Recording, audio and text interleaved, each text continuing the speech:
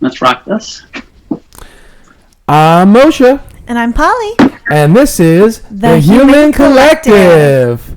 Tonight on the show, we have an incredibly special guest, a transsexual patriot and self-proclaimed miracle of redemption.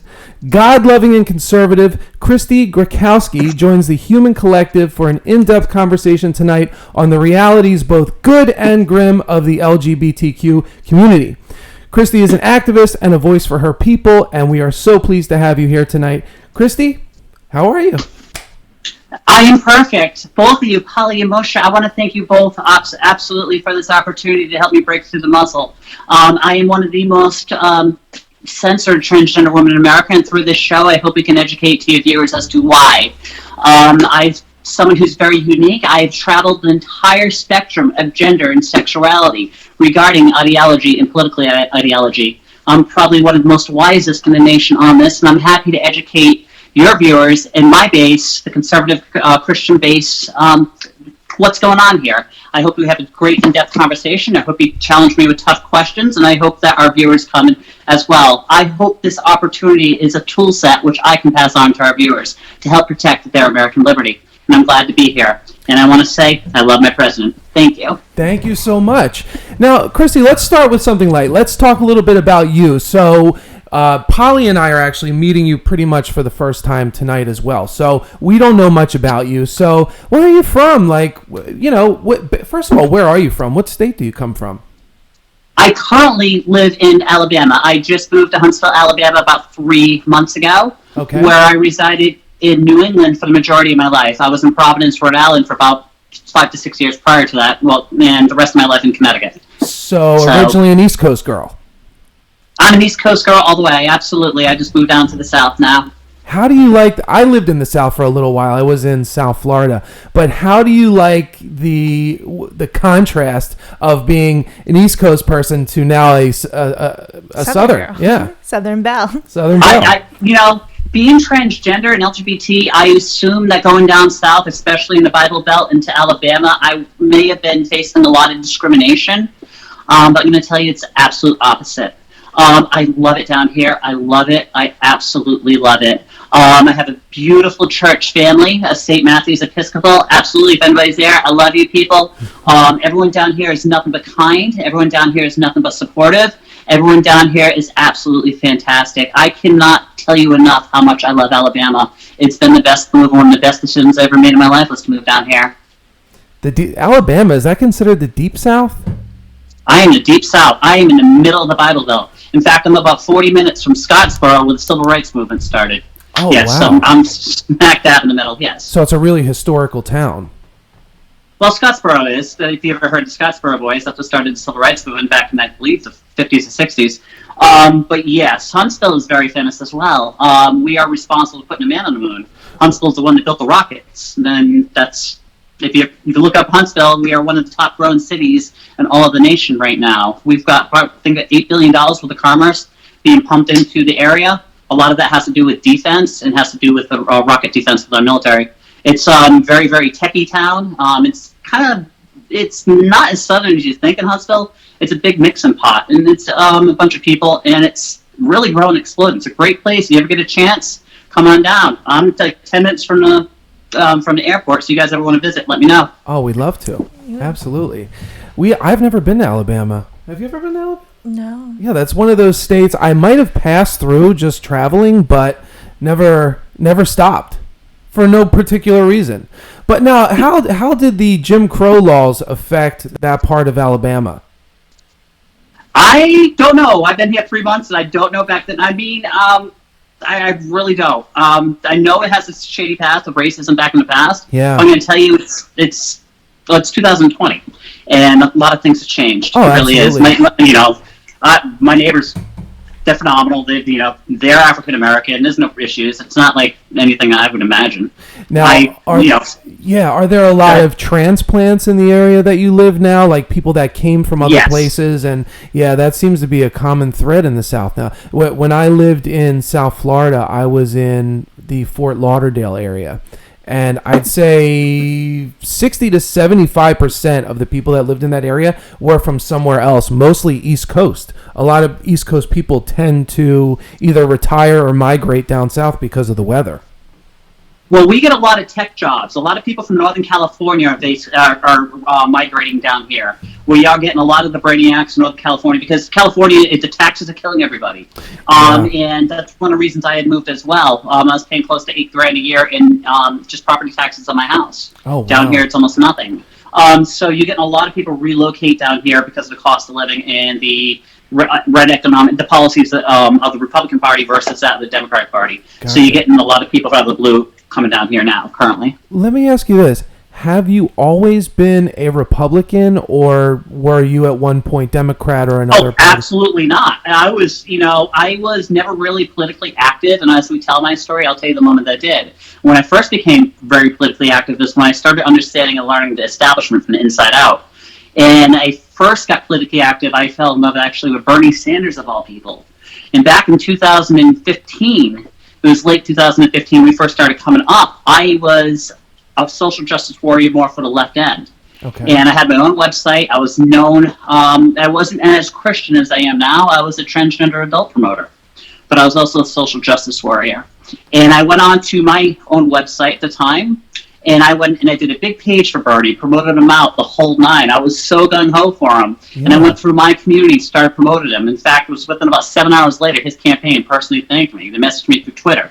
And the next day, they came out for transgender rights. So no, I was not always a conservative. Absolutely not. Wow. But as I took my red pill, as I awoke into the truth of what was going on, I found my way over there. Okay. So what year was that? Right after that presidential election, that's when you sort of jumped ship and switched parties? The day I switched parties was right after the primary when I voted for Bernie. I voted for Bernie and then I registered for Republican.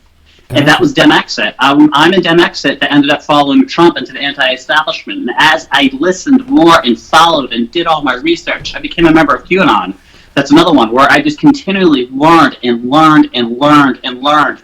And I just really just spent the time and became politically motivated because of it. And I just became severely, severely obsessed with unearthing the truth. So and became addicted to the anti-establishment movement. What drove you to do that, to start digging deeper? Because most people, they don't. I mean, their candidate didn't go through, and they kind of just go for the next best person. Well, in order to get to there, we're going to have to go into my dark past. And I'm going to explain that to you. Okay. I came out in 2011. I was 32 years old. I came out as Kristy to my entire world. When I did, I ended up completely homeless. My family abandoned me. My friends abandoned me. I lost my career. I lost my job. I was living on the streets. And eventually, I found myself into the LGBT movement. I found myself into the party scene, the drug scene, the club scene.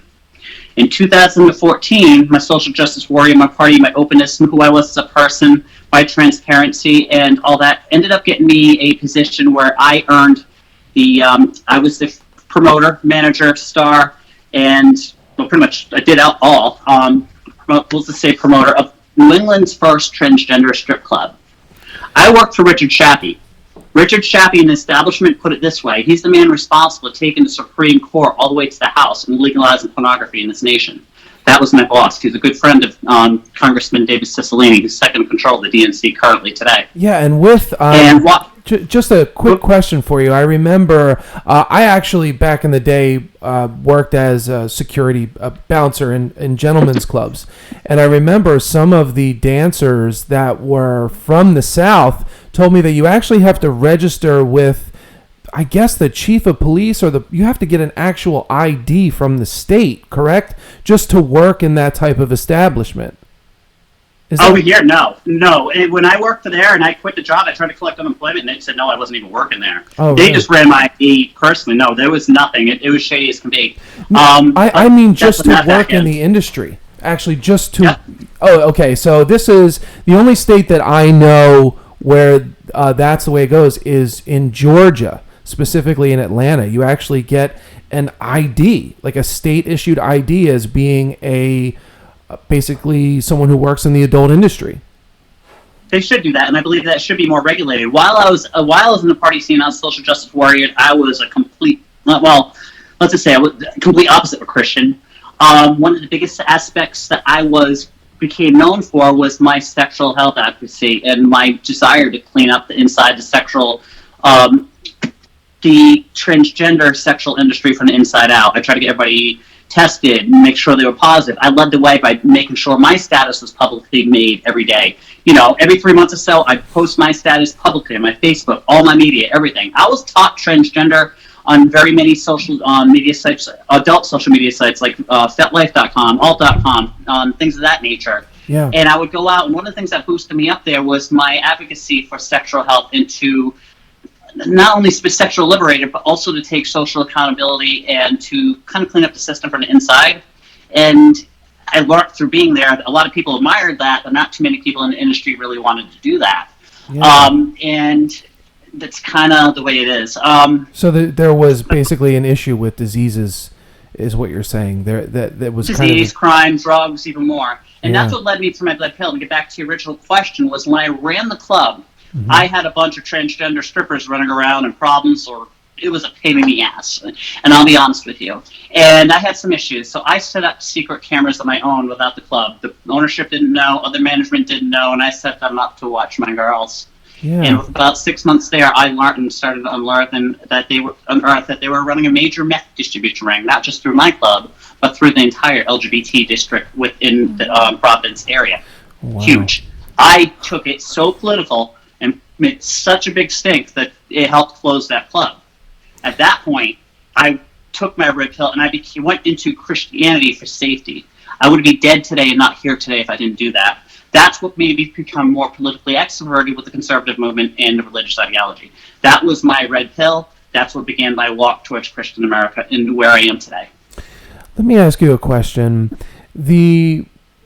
And I apologize if this sounds ignorant, but transgender people that work in, as exotic dancers or even in the adult film industry, would you say that a lot of them do that to help with the cost of the transition, and that just seems to be? Is this G-rated? You can say whatever you want. So the bottom line is, I'm going to tell you right now, coming out transgender, yes. 10 years ago, it was hard to get work. It was hard to get a job. And yes, you can say that some reasons they go and they may do that for those reasons. But the bottom line is I tried to establish while I was in there, and even until today, try to get these workers to work and get regular jobs. They don't. A lot of them are on drugs. And sex workers, the majority are on drugs. You're doing hormones, you do this and that, you're going to lose your sex drive. They're making it up. And the biggest number one problem in my community is methamphetamines. Yeah. They're popping these drugs, they're doing the drugs, and they like it. They like it. If it gets them off, they want to do it. It is what it is. It's a lifestyle that goes all together. It's not just because they're a victim and they want to do this. A lot of them don't want to quit. A lot of them really like what they're doing. I mean, and they're stuck within their own vices. I was someone who was. I broke my chains, and I hope that all of them can as well. But until they make that choice for self-accountability, take accountability for their drugs and their lifestyle, they don't want regular jobs. They want to sit there and do that. It's something that gets off them. You got to understand, being transgender, especially coming out at the beginning of your transition, is, with most of us, it's very, very hypersexual on the level most people can imagine. And the speed just added to that, pretty much. Once they lose that, they keep it up with the drug use and they fall into the culture. If that makes sense. So the speed, was that mostly just was it for sexual reasons, or was it more just to stay awake and be able to work till 4 o'clock in the morning and dance? Yeah, everyone has their own reasons, and I'm going to tell you right now, methamphetamine is exploding through this nation at an unprecedented rate, and it's something that this country is not talking about because it's going all the way to the establishment. And I'm going to tell you, there's a myriad of reasons. My reason, I am a recovered meth addict, and I do not hide that. I do not at all. And I'll tell you right now, the reason I got into it is because I got into the LGBT. I started experimenting with other drugs, and a friend of mine brought me home to her friends for an after party from the club. Okay. I was already drunk. I did a shot of what I thought was silver Padron. Yeah. And it was GHB. Oh. I woke up. For anyone who doesn't know, GHB is, isn't it like a carburetor cleaner or something? It's a very harsh chemical that's found in cleaning equipment and stuff like that. And basically, can you explain for our viewers sort of what GHB does and the effects that it has on you? GHB is a date rape drug. It just totally takes you out. It's like being drugged but happy about it at the same time. Yeah. And you didn't know. So the first time you thought this was a shot of tequila, you get the GHB. What happens? Well, what happens was 15 minutes later, I get a shot of methamphetamine sent to my left arm, unwarranted, unasked for. Oh my God. The addiction was granted to me without my choice of making it. Was it an instant addiction? Did you feel instantly addicted? Did you feel instantly addicted? My clothes, I'm going to tell you right now, my clothes came off. I begged for an open gangbang, and they gave it. The camera was on. They gave it. They picked me out. They gave me products, sent me to the streets. I dealt with that addiction for 4 to 5 years later. I didn't do it heavily, but every 6 months or so, it would catch me up. I'd relapse. I'd put myself in and do it. I've been sober and clean now, going about a little over 3 years. My God, and I'm very proud of that. Wow. So I was granted that gift with something I was not asked for, but I'm very well educated with that. See, all that played into who I was and who I am today. That played into me being the promoter at the club. That was in me protecting the girls. That was in me going through my sexual advocacy and my health work. I understood the dark side of the rainbow, and I thrived there. And while I was there, I learned and I was educated, and I tried to clean it up from the inside out. And I'm on the outside trying to clean it up. And I'm thank you for the voice to be able to speak about it, because, like I said, there's nobody in this nation talking about the meth. There are a few out there. There are a few people like Felici, Rich Walters. These are Americans who have my heart. They're fantastic people. And you get Felici on here, that'd be a great show. These are people who go out here and they'll be honest about the drug addiction, go on and explain to what's going on in this nation. We need more people within the LGBT, and I'm calling anybody on the LGBT listening who's been through this to rise up, stand up, and let's talk about the LGBT drug culture, because that's the number one driving force and what's driving everything to hell today. And it is sad. It really is. Yeah, it seems like what the media talks about mostly is the opioid epidemic, which also is its own problem. But you're right. I mean, mainstream media, I'd say, CNN, MSNBC, Fox News, you don't hear them talking about the methamphetamine issue. I did see, I'd say about a year ago, Vice did a pretty good documentary about methamphetamine and sex workers. Because it does help with the sort of promiscuity that comes along with that industry. And it's tough. I mean, I've never been through it myself, but I can only imagine how heavy that weighs on your soul to do something sinister. I'm going to tell you now, the best way I can explain it to you is it's crystallized hellfire. No human being should be able to have 1,800 units of dopamine drop instantaneously and hold for that long. It is the most insane, I think, experience a human can have, and it has a 93% relapse rate. Jeez, it's putting people in the dirt. It's killing us, and it is what it is. But it's also making the establishment a ton of money, not just all the way top. I'm talking all the way ground level, and we're talking $850 billion industry. Now you can go back and look at, if you study the history of methamphetamines in this nation, it correlates directly with the growth of the LGBT movement coming in. Is this what you say is like the dark side of the rainbow? Is this what you refer to? This is what I'm referring to the dark side of the rainbow. And this is what's not being talked about. They use it, they flip around, they deflect. Mm-hmm. That's like, look at what's his name? Matt, oh God. It's the Colorado kid who got murdered. Late 90s. Oh, no, I'm not sure what you're referring to. He started like the LGBT movement. Matt. I can't. Oh yeah. He was the hairdresser guy. Yeah, but yes. One that was murdered. They hung him in Colorado. They put him in the cross and made it look like a hate crime. Oh no! I'm thinking about something else. That's a terrible story. As an LGBT person, I feel really bad. Yeah. But he's what kind of kicked off the LGBT rights movement, and they kind of used that and turned it around as a hate crime. And if you learn the truth, there's a book out there, the book according to Matt, and it tells you the truth of what has happened. That he was actually a transporter for methamphetamines, and they made it look like a hate crime in order to get away with the product. Oh wow! But they're not going to talk about that. They're just going to go and they're going to victimize it. They do it today still. If you go through and you look up transgender meth use, all you see is it's a consequence of discrimination. You don't see the fact of what's going on in the rest of the truth. They don't talk about it. I've asked for studies, and one thing's, what about this drug? Is this drug making people transgender? Is it making them gay? Does it change sexuality? I know when I used it, it made me. I was never into men until I did methamphetamines, and the next thing you know, I loved them. Thank God I'm away from it now. No offense, but well, that's interesting. It changed my sexuality. Yeah, that's interesting that you say that, because there's sort of this open debate or opinions on whether sexuality is something you're born with or something that's learned. So when you say to me that doing the methamphetamine actually sort of activated your curiosity for same-sex relations, that's kind of a curious statement. You know, it's a very good statement. I've gone out for the past 5, 6, 7 years. I've gone through and messaged, I don't know how many colleges, universities, that, and nobody wants to hear it. Where are these studies? What is the effect of dropping 1,800 units of dopamine into a human's brain and bringing that sexuality to the surface? What does that do to human sexuality? What does that do to gender identity? These are questions that need to be. I believe, if we really care about transgender people in the country, need to be answered. But the bottom line is, we're a farm.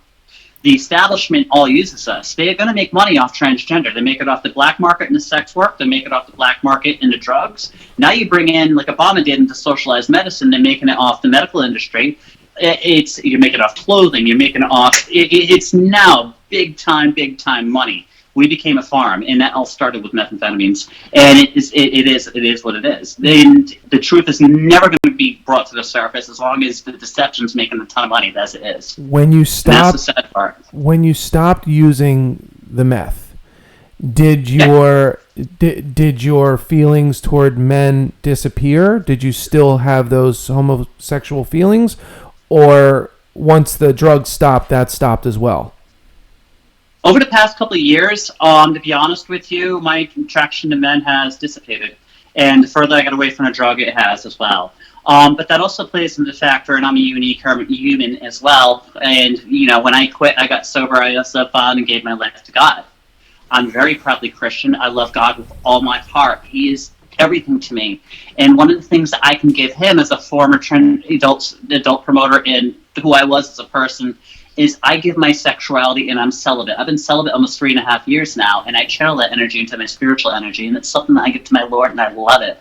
So to me, to have attraction to men, I don't know. I'm a unique person. Like I said, I don't use the drugs. I don't use anything that's going to manipulate that in a way that's going to make it that way. I mean, in fact, it's quite the opposite. I'm taking testosterone blockers and estrogens with my hormone regimens, and so without substituting anything else, my sex drive is pretty much down anyhow, and I prefer it that way. Okay. I actually tried celibacy myself for a year, and it was an interesting year for my own personal reasons. I guess for me it was like I looked at sex and relationships as a distraction, and I took a break from it all. I've since it's a very big distraction. That's one thing I've learned. It's been 3.5 years. It's a very big distraction. I don't know how spiritual you guys are, but it's a spiritual distraction. It's a distraction from life. Sex can override you, and when it comes on and you get that urge, nothing else matters till you satisfy it. I can focus now today on my faith. I can focus on my business. I can focus on my education, my family, my friends, and I don't have that haunting me. And, you know, someone who was transgender and who had sexual issues in this high sex drive my entire life, this is the breath of fresh air for the past few years. I absolutely love it because I'm not hogtied by my sexual desires. And I believe, you know, that's a human thing that a lot of people go through. That's why there's so much money in the sexual industry. It is what it is. It's a drug. It's almost like a drug. Absolutely. So, okay, so let's talk about your transition to getting into politics. Mm-hmm. Do you want to shift there, or is there some other things you wanted to touch on? We can shift to politics, absolutely. I love to talk politics. I really do, because one of the biggest things and one of the most important things to me personally as an American is to get out there and to teach America the political diversity of the LGBT and especially the transgender movement.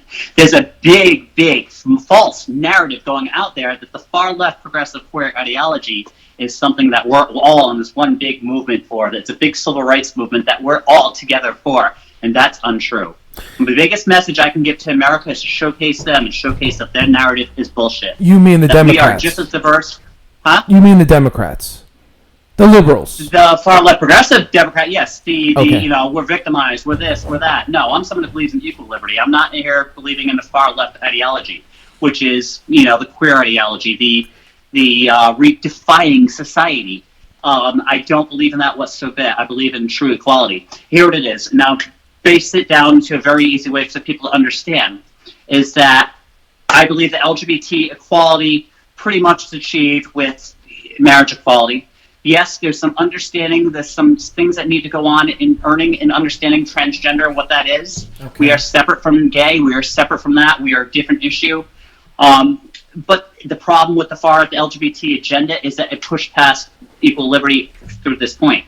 I'm going to tell you, I think that everybody out in this world in this country has a right to express themselves any way that they feel to be who they are. Absolutely. I believe every LGBT, you do, I do, everyone has that right, and everyone should have that equal right and hold it. And I stand with the LGBT on that issue. But the one thing that they went too far is that everybody also has an equal right to their perceptions. I was born a man, I became Kristy, I'm now a girl. You know what? In your world, you have every right to perceive me for who you believe I am. If you see me as a man, that's your world. How can I get into your mind, manipulate you, tell you your guardian, your creator is something else, and force you by law or force you through violence to call me a woman or see something else? Absolutely. That is where we've gone far too far, and that's why I want to put the brakes on. Now, yeah, absolutely. You said a lot there, and I kind of want to back up a little bit and ask you, when you transitioned to Kristy and became a woman, and obviously, you're a beautiful woman. You look like a woman, and my question is, were those decisions to become a woman because you felt as though you were sort of trapped? You were a woman trapped in a man's body? Was it for sexual reasons, and you were looking for maybe interest from men, and for men to look at you and perceive you as a woman, or was it more internal and more just your own expression? Yeah, thank you. Okay.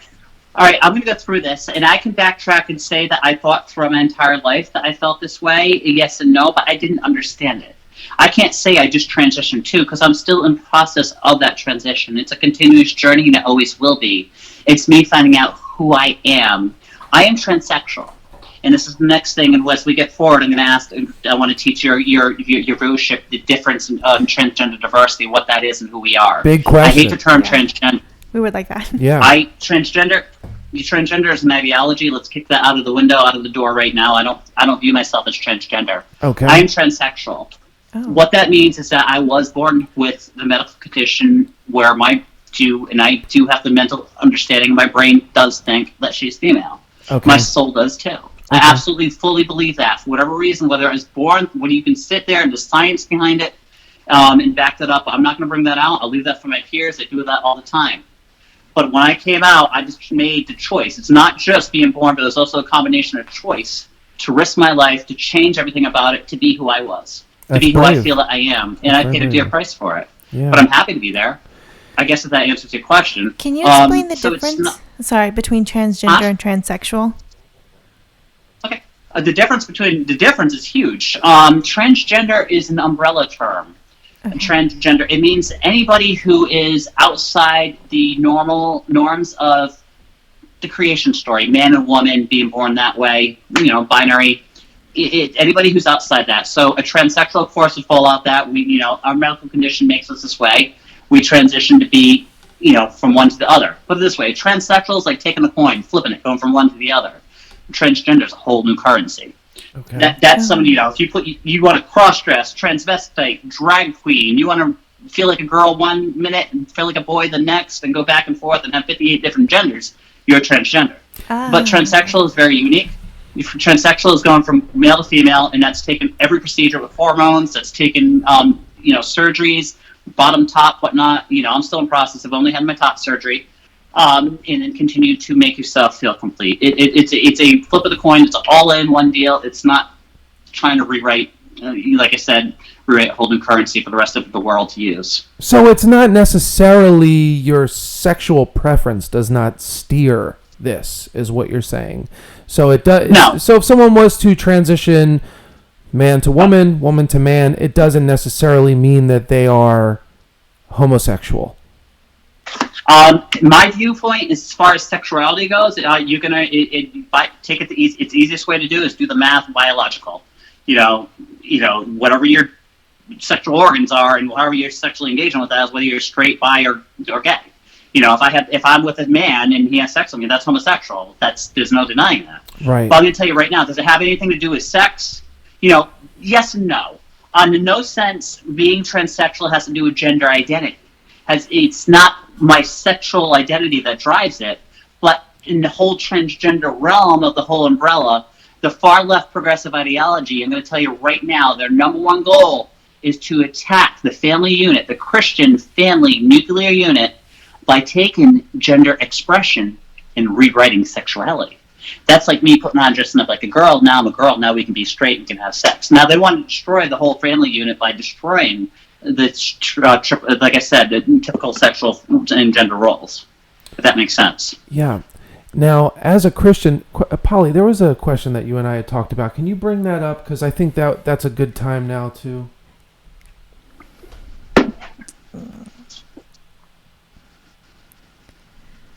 And let me ask you this. Have you always felt like a girl inside since you were a child? Is this something that you've had? Absolutely. Even when I was little, yes, I did. But you know what? I thought everybody felt that way. I thought it was normal. I just didn't speak about it because I grew up. I'm going to tell you, this goes back a little bit more about my history. You don't know, I'll bring it up. I grew up in a very, very strict conservative household. Christian household. I grew up in I grew up partially on a Franciscan friary, in fact. My family was there. I helped build Our Lady of Guadalupe friary from Franciscan Friars in Immaculata in Griswold, Connecticut. And I grew up with, they're phenomenal. They're still my friends today, these priests. I love them. They're compassionate. They're great people. They're a little too extreme in their faith for me, for my calling, but they're still wonderful, wonderful people. Are they supportive? When I grew up, were they supportive of transgender? No. That's what I was the point I was going to get to next. Okay, sorry. As far as transgender issues, no. I was never allowed to know what transgender was. It was never brought up. My mom and my parents are so conservative that wasn't the case. I had sexual issues with dressing in women's clothes and looking at porn the whole nine, starting as early like 7 years old because I was curious. What's going on here? Absolutely. And it was all my family had split. They blamed it on molestation, things of this nature, because it was something else, which never happened. I was never molested. It was just the fact that I was trans, and that's an argument. Yeah, now that's an argument of a lot of people. I mean, not particular to your story, but that the reason a lot of people feel as though they're gay or have these female feelings or masculine feelings are because of something that happened in your past, like being molested or raped or things like that. You hear it's a very common thread, and I don't necessarily know that that's true, but it would be interesting to get your insight on that. No, I never was, but actually one of my best friends in life that's their situation, and I think going through it, and I'm just accessing from what I experienced with other people, is that it has to do something with their own psyche, their own justification, and that plays into, I think, some of the transgender realm and issues with them. And if that helps them alleviate some of their pain or some of their exploration or whatnot, then it is what it is. Because I've seen people like this, and not just my friend, but others who I've coached them, and they have deeply scarred emotions and feelings from going through these experiences. And being able to help justify it within their own mind in doing a gender transitions, things of this nature, I think helps appease that within them. And that is something that is a common thread among many trans. Yeah. I'm very blessed. Yeah, I was not molested until I was raped, and I was 30-something years old when that happened. But that was all the way there. That was the night at that party where the first time you tried methamphetamine? Yep. That's a terrible story. Yep. I'm so sorry that happened to you. Don't be. God works in funny ways, and He put me through hell to forge me, and I'm glad to be here today and to survive it. Yeah. I'm here fighting for other people, and to be able to be a voice for that is something I'm proud of today. Absolutely. But I appreciate that, and thank you. Yeah. So the question that we had earlier, as a Christian, you believe in God and that He has a purpose for your life. Yes. Why do you think He put the female mind that you have and the feelings that you have in a male body? Why did He do that? I don't know if He did that or if He allowed that. I can sit there and question that to the day I die. But the bottom line is, I'm not going to question His work. I'm just going to be there, and I'm going to help His work. I love my God with all His heart. There's a lot of Christians out there that think me being trans may be against Him. But you know what? I'm going to meet my Maker one day, and I can't wait to say, hey, look what we made together. I love you. I love Him with all my heart. So again, I don't blame him for putting me in this, but to be who I am and to have this life through no matter hardships, whether it be not just being transgender, but all the hardships I went through in my life are gifts from God. Because I understand today where they brought me through and brought me to him and brought me to where I understand my strength and my faith, my belief system, and my love to help others. This has been a gift. Like I said, I am a unique person. I never am going to sit there and feel sorry for myself for adversity. I'm going to honor that. I'm going to love it, and I'm going to ask for more. And this is something I always have done. The highest mountain, I want to climb it for my goals, what I want to do for my God, whether it be for my friends, my family, for those things that I believe in, I'm going to fight for. And the harder I can fight, the more blessed I believe. Yeah, and that's my personal. Absolutely. I can respect that. Thank you. Did you find it harder coming out as trans or more conservative? Which one did you find more opposition with? Within my personal circle of my family and with that, of course it hurt more coming out trans. There's still a lot of people in my family today that don't have anything to do with me because of their belief systems. Some of them, whether it be their own sexual issues, whether it be their faith and their definition of Christianity, I still don't have that, and that's still painful today. Do you think people are not? As I move on. I'm sorry. Go ahead. I didn't mean to cut you off. Please continue. But to answer your question, to come out conservative in this nation as a transgender woman has been extremely hard. It's been extremely hard, and the hardest thing it's been through, and I'm going to tell you right now, and I'm going to thank both of you, has been the censorship.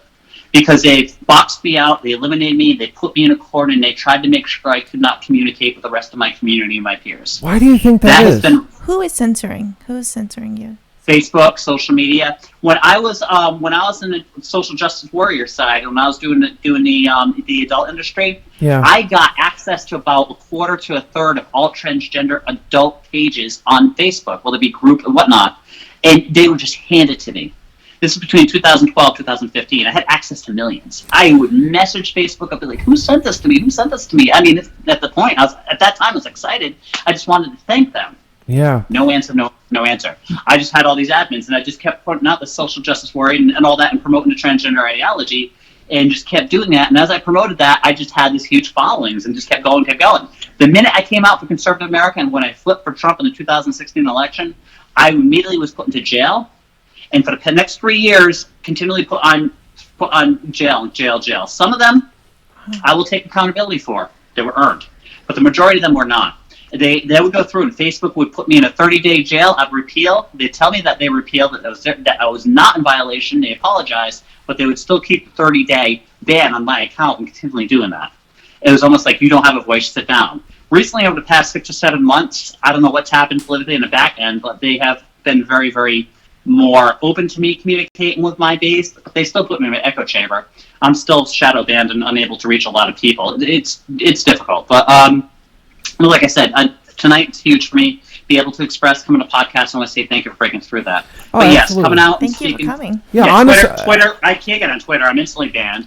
FetLife.com in 2014, 2015, I was #1 in their world on their website in transgender.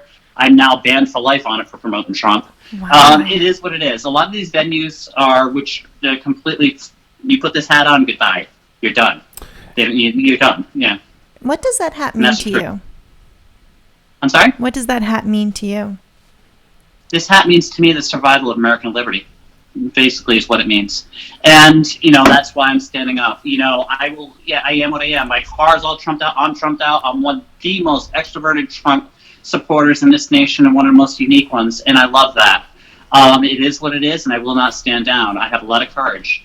And it just is. It's a standing for American liberty. It's standing for truth. I love my president with all my heart. I know a lot of people feel differently from my community, but there's a lot of them that also love him as well. I'm going to tell you right now, if you look up the Wall Street Journal breakdown of the 2018 midterm elections, you're going to find that 37% of my community voted Republican. So I'm not alone. I'm not alone. Kristy, have you wearing that hat? We know what kind of weight that carries, regardless of your party affiliation. My question is, have you ever suffered any kind of violence or acts of aggression just because you're donning Trump's hat? No pun Absolutely. intended. I'm unique. And let's just say over the past couple of years, one of the reasons I moved to Alabama as well is I've been at war with the far left over in the Providence area. That's where I come from, is Providence. Right. And I would rock this hat and I wear it, and it is what it is. Did I catch shit? Yes, I lost. I got kicked out of all my trans LGBT groups, not allowed. As violence, yes. Just yesterday, driving back from Boston to get down here, so I have time for the show.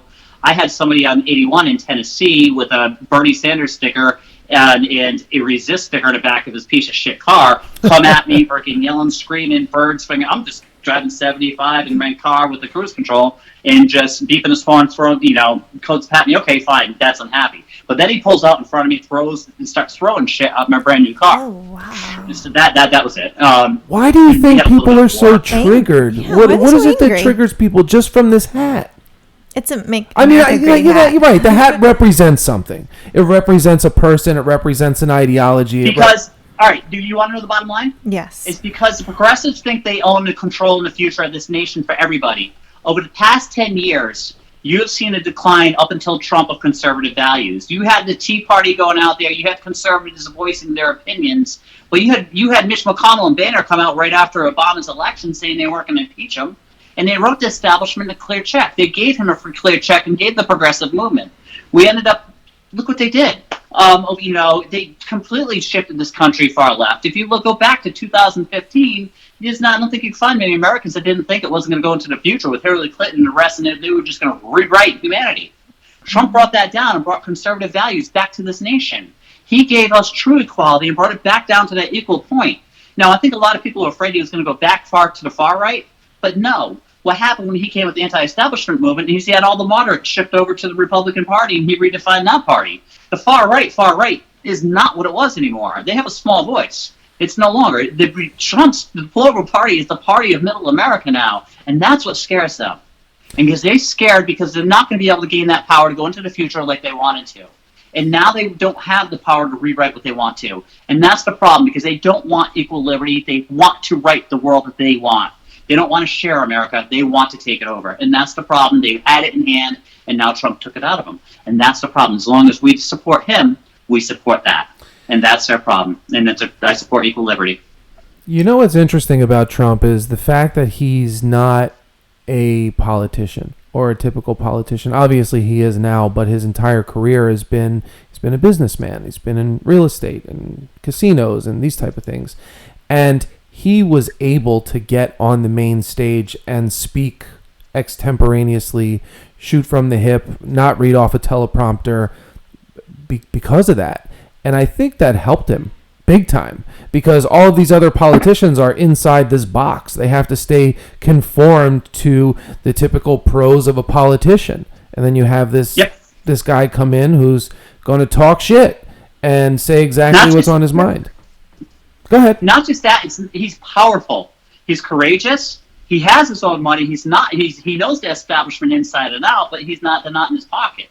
The guy loves America. He's intelligent. He gets out there, and it is what it is. In America, it's a totally different. It's an anti-establishment message with the leader of a free world who absolutely loves this country, and he proves it. He has not lied to his base. He's been open with his base. He's shared everything with us. He's honest, and he's a fighter. A lot of people think we're worried what was going to happen with him. They thought he was going to take over and go far left liberal. No, he's been middle ground. If you look at everything he's written down, it's been America. It's all been middle ground legislation. He has brought Christianity back, and I'll say that's more of the far right end, and that would be the one aspect of the far right he has brought back, but that needed to happen to bring it back to the pit. You're talking to a transsexual porn industry worker who's come back to meet him there, because that's where this country needs to be, to pivot back to the middle for equality for all. Okay. And he brought that back, and it is what it is. And I think that's why people love him and hate him. Do you? And, go ahead. In your opinion, do you think Donald Trump is a racist? No, not at all. Not at all. I'm going to tell you right now. I was there the day. I don't know if you remember back when it was early November last year, where he had a bunch of African Americans people come to the White House, and he invited them all. And there were a couple hundred of them. I remember that big photo op. I was not there at the White House, but I was at Trump International Hotel meeting them with people and making friends with them. and just to be able to speak with them, meet them, I see Trump. No, I don't think he's racist one bit. I actually just went and you see, this Trump flag in the back. Yeah. I bought that from a black guy on the side of the road selling Trump stuff. He was all Trumped out. No, this racism narrative is nothing but pure bullshit. Just as the transgender and LGBT narrative is pure bullshit. Well, to that point, just as the to that point that you just made, the LGBTQ thing.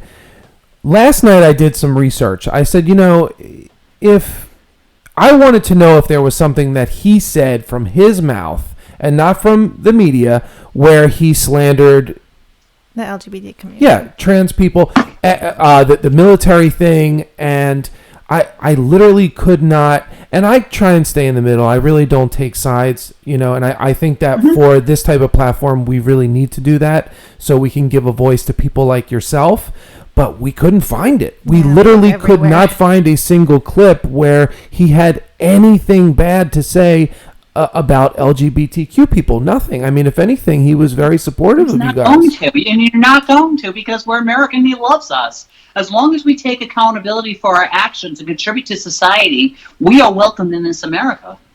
But that's the problem. That's the problem. It's a far left faction of this LGBT that doesn't want it. They're the ones in the drugs. It's the people who are selling sex. They're the ones that sell the drugs. They're the ones that don't want to go to work or take accountability for their own lives. Now they got their back page taken away. Now they got the drugs are going after it. Their culture within that far left party free sex lifestyle is being attacked. Mm-hmm. The culture is. Are they as people, LGBT people? No. And as somebody who survived that, it's one of the reasons why I love my president.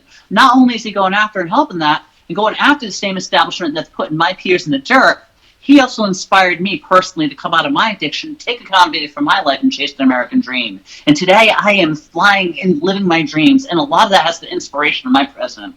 Whether or not he's my president, that man there has inspired me, and I love him for that. And it is what it is. To get back to the military, I can get back to that, and I apologize, I talk a lot. Yeah, no, that's good. The military ban, and I want to speak about that. The military ban against transgender is not banning transsexualism. It's not banning people. It's banning an ideology. It's not individuals it's banning an ideology that threatens the liberty of all Americans. And I actually stand by my president with that. I ask that everybody in this nation please stand by and support the trans people who may have been affected with this and try to help them, strengthen them. Let's work and see what we can do and work towards the future. But until America as a whole understands what transgender has done, and the left has done with that term and that umbrella term of transgender, with the addition and adoption of queer, non-binary ideology, then we have to do this. We have to do this block. We have to do this stop, because it's not the individual, it's the ideology. And I want to speak to you what non-binary queer ideology is. Non-binary queer is meaning that gender is more than just male and female. It means that it's a spectrum of all, it's a whole spectrum of gender, and that you can feel and fall upon that, and that it is a personal choice, and that we are born to be able to make that choice. I mean, non-binary it's a new belief system. Mm-hmm. And I believe, as a transgender advocate and as a political advocate, that we should take non-binary ideology and mark it and list that in this nation under law as a religious ideology. It challenges the creation story of how we were created and how we believe, and that challenges the creation of God. And if it's going to challenge Christian Judeo God in the creation story, then it is in fact a religious ideology. So it should be held under the same protections, but also the same restrictions. And the fact that it's not, it's why it's running around and ripping this country apart. It's an interesting point of view. Let me ask you this, kind of a serious personal question. Shoot. If you were not a transgender woman, you would be a white male, a white American male, yep. Correct? Okay. Absolutely. Do you think, and you have, I've seen your following, you have, and you have notoriety, and people listen to what you have to say. My question to you is, do you think your voice would be as pronounced and people would receive you the same way that they do if you were not a transgender woman and you were like myself, just an average American white male? Absolutely not. I'd have no voice. Absolutely. I'm going to tell you right now, being a transgender woman in this country, I'm very privileged. I do have assets and everything else. The left wants to say it's extreme victimization, but I'm going to tell you right now, I took self-accountability for who I am. I walk this world, and I can do whatever I want. Transgender people, and people like myself, are severely privileged in society. Yes, we have our hardships. Some people misunderstand us. The family won't accept us. It's unique. But to be able to understand, like I said, that's a good position today. To be able to put this bag of hat on and have a voice is because I'm transgender. For me to have control of the sexuality of men and women and just be able to have that. I got more closet keys in my back pocket than probably any other American. What is that? That's a privilege. That's power. And we have a lot of power. We have a lot of privilege in this nation. And sit there and say that we're nothing but victims does a disgrace to who I am. So making the transition has given you a sense of empowerment and sort of made you feel like you more confident in saying what you have to say. Is that right? Oh, yes. I'm extremely more extroverted, extremely more confident. When I was Christopher, I was very laid back, very quiet. I was very passive. Now I'm probably one of the most aggressive people going after their dreams that you'll ever meet. And a lot of that has to do with what my transition and what that's brought through me. And again, it goes to that forge. It goes through the survival. It goes through, it is what it is. Yeah. You learn as you go. And I was able to grow. And right now I'm extremely privileged because of my transgender, or I hate calling myself transgender. I'll say my transsexual identity. Yeah, but those are all these wonderful positive things that have come out of your transition. But you and I both know that there are others that, the suicide rate, for example, in the transgender community is high. There are people that take their lives because they feel so unaccepted and so disconnected from society because of their choices. And one thing that I noticed in just researching some of these statistics is that for some, not all, after making the transition to the sex that they feel that they've always been, but now, bringing it to fruition physically, some tend to still take their own lives because there's deep-rooted psychological issues there that are never really resolved. It's simply you do the surgery, you make the transition, you look the part, but those internal issues are still there. What do you think about those people and giving them sort of the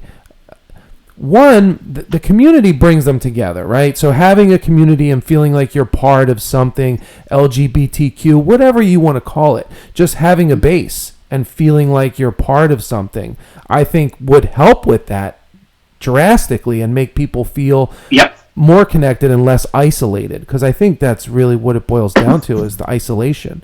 And just everyone has gone through that to some extent, but I'm sure no one as much as people in your situation. Well, absolutely, because you lose not all of us, everyone has a unique journey, but a lot of us do lose our support systems. We lose our family, we lose our friends. I know I'm a victim of that. I'd be able to rekindle some, and it is what it is. How about your immediate family? Be able to lose your support system, it makes you more accessible to the one thing the rest of the LGBT is not talking about, but I just brought up earlier, and that's being the drugs. That has opened up the gates wide open for the LGBT culture, that community you talked of, and made my people victims of a drug culture. Yeah. And that drug culture is feeding into that suicide rate, and I'm a survivor of that as well. I've been there, I lived through it. And the fact the rest of my community not talking about it is something that just drives me batshit crazy. And the one thing I'm probably proudest most of with my community, who I do love, is the fact that I'm a voice for the forsaken. And I want to change and make sure that those in the future are not as forsaken as them. We need to address these issues. Yes, we do need community, we do need help. That's why I'm in Christian America right now, forging that and trying to build that in, rather than the drug dealers and the pimps. Because that's what needs to happen and change in this nation. We need to bring these people in. We need to help them. They need to be understood. They need real help. They don't need crystal meth. They don't need free sex. They don't need to be on the streets chasing porn star dreams. What they need is true support in this nation. And as their support system falls apart, where else can we find that? And I hope to God my Christian community and Christian family out there is praying for them, and that we can find some way to reach out to these people, because I do love them. They do need help. I was one of them. I was lucky to survive, but I'm calling on the other survivors from my community to stand up and be more vocal about this drug culture. And I am calling on my Christian community to have a little more open heart and a little more wider arms to come through and understand. What we need is more understanding. And that's why the far left has censored my voice. They don't want to understand because they have full control right now. That's that place of refuge for when these transgender and LGBT people have no place to go. And they're putting them and selling them drugs, or putting them on drugs, and then farming them. The rainbow plantation is farming my people, and it's driving that suicide rate. It's killing them, and it's putting them in the dirt. I thank God I broke free. I thank God I chose to walk away. You know what? I'm unique because I want to charge that rainbow plantation. I want to rip out the jugular of the plantation owners because of this exact reason. My community does need that support system. They need to be there. The biggest thing that's going to change and bring forth and drop that suicide rate is awareness to the drug culture and true understanding of who we are. To break down that transgender diversity, to go into all of America and just totally destroy that umbrella. Let's torch it. Let's put it on fire. Let's go. Let's bullshit. Let's get transgender out of here. And let's go through and educate the difference within transgender, let people truly understand and earn their place in society. Once we do that, once these people start having better community, better opportunities, they're not going to be walking towards the drugs like they are. That suicide rate will go down, we'll find ourselves more acclimated in society, and we can bring all together back to a base of constitutional liberty. Beautifully said. But my question is, are the Christian churches accepting people in your situation? Because to some extent, don't they view it as a sin? I'm a Jewish person, so I don't know. Polly's Christian. I'm sure she can chime in on this and maybe get some biblical references or something. But I mean, am I wrong in saying that the Christian church is viewing this as a sin? So right now, and right now, the Christian church should have its defenses up at the same time. Right now, this is what it's a give and take, and it's a big mess. Right now, and I can't speak for every Christian faith and every Christian person out there. I'm a part of St. Matthew's Episcopal. I love them. I found the Episcopal Church, and I absolutely, any Christian trans person out there, go to an Episcopal church and find that out. If you know. Phenomenal. There are churches out there who are adopting LGBT people. It is splitting churches. It's changing. It's changing the whole fraction of what Christianity is. Absolutely. But we have gone through that change of Christianity since its existence. But now we are in the next Martin Luther's coming in, and it is what it is. And so we are being adopted in some places. We're being welcomed in some places. I have never received more welcome in my life than I have at my church. The times are changing. But the times are going to change as we continue to grow and we teach to understanding. You got to understand, 10 years ago, transgender was nothing. It wasn't like it was today. And all of a sudden it became marketed. When really about the time Caitlyn and Jenner came out was when it really became politically armed. And what they did is they took it and they aimed it at the head of Christian conservative America and their values. As I just told you, the non-binary ideology sets to destroy Christian base. The main pillar of Christianity is the family unit, and they're after that destruction of that unit. Right. They hate Christians, and a lot of the far left will sit there and hate Christianity. They'll go after it and openly attack it. So how's Christianity supposed to feel at the same time? So to get a take on both ends, and both far fringes have really screwed it up and took this political football and kind of bounced it around. So it's those in the middle that are going to need to stand up. They're going to make the change and forge a difference. And I'm glad to be in there right now. And there's a lot of us in there really working, and they're beautiful people. And this is what's going to change. It's not just this is A and B, black and white. This is a continuous transition. And a transition into the faith and acceptance in society. And both ends are going to have to work at that. You mentioned the Rainbow Plantation. What exactly is that? The Rainbow Plantation is a coin I termed for the establishment, and mostly the left Democrats, but it doesn't have to be just Democratic establishment. But I'm talking about the government and the social establishment, which has a stranglehold upon the LGBT movement, whether it be all the way through the Democrats, politicians which are supporting it, to could be the LGBT mafia that's selling the drugs and moving it in. These are people who all work in collaboration to kind of farm transgender and LGBT issues and trying to control the narrative. They're the people that want me dead. They're the people that don't want the log cabins around. These are the people that want to run into the future and totally control it. They don't have, I'm going to tell you right now, the far left faction of the LGBT and that Rainbow Plantation has no concern, no goal whatsoever on equality. They want to rewrite, and they want to rewrite the entire narrative for all of us. It is what it. Yeah. Do you think that that's something the liberals have done in the past with minority groups? sort of piggyback them to steer their narrative, and now we're That's exactly what happened. That's exactly what happened. It's one of the reasons why I can't stand the Democratic. I mean, I was a social justice warrior breaking open. As soon as we start getting acceptance, they come over, they hijack it, they farm it, they put a leash on it, and become heroes for it. And next thing you know, it's a political football on both ends. You know, it is. I mean, it's both. It's both. And I'm going to sit there and just knock the Democratic Party. The Republican Party's doing the same damn thing. They can promote the hate. They can get the votes. They're going to do it too. I mean, so I work on both ends. I'm telling you, I just scared the shit out of Mo Brooks a couple weeks ago. He was giving a speech, and I went up there and talked to him. You know, it is what it is. I'm not afraid to talk to these people and try to bring in the middle. But the bottom line is it's on both ends. The political football, they can make power, they can take money off it. It is what it is. Until America really wakes up with the diversity of who we are, and we earn our acceptance and bring to that middle, you're going to find these politicians and these people on both ends using us as a football for their own personal gain. So where do you see things going over the next, say, 4 years? After the next election, where do you see things going?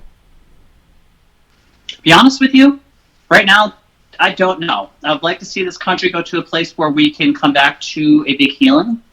The divide in this nation just seems to be getting worse. It's fabricated. Yeah, we are going through an establishment war right now. We're in a Cold War in America. So where are we in the future? I hope that we are healing each other. We're licking our wounds, and we're being there for each other. I hope. And one thing I want to say out there to Middle America and all people in Middle America listening: if you are a Trump supporter or you are not, anti-Trumper, but you support America, to step up for it. What's going to be more important to you? Losing that friend for a year, 2 years, not talking to each other because of political differences, or going to a funeral because they're dead when we go to war? And this is a point that's starting to ratchet up. And this all has to do with the media establishment going through. It's an establishment crumble. Media controls so much. There are people who are not politically evolved, or politically awake, or politically as we are. It just controls the masses and puts them into this huge divide. And right now, frankly, it's freaking sickening seeing what's going on in this nation.